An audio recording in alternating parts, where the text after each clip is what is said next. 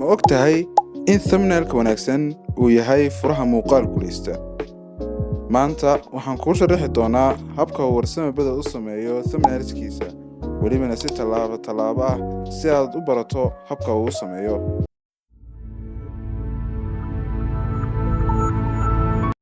Haddaba, markaan rabno inaan sameyno thumbnail-ka, waa inaan isweydiinaa su'aashan: waa maxay fariinta ugu weyn ee uu muuqaalku gudbinayo?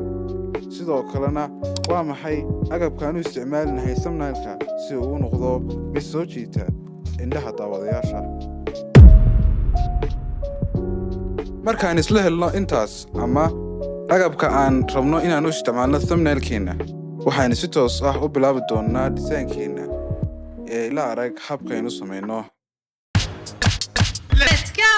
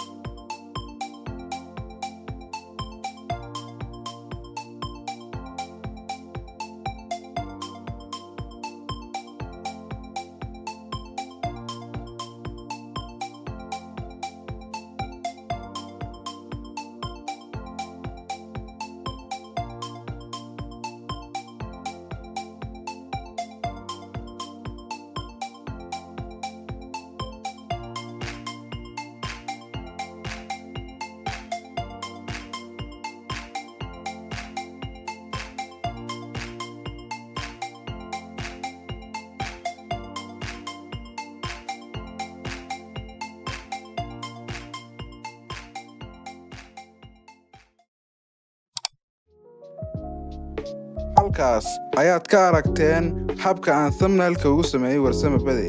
Haddii aad rabto inaan kuu sameeyo thumbnail isla mid ah amaba aad barato habka loo sameeyo, subscribe saar channel-ka, like saar oo commentiga noogu reeb wixii fikirkaaga ah.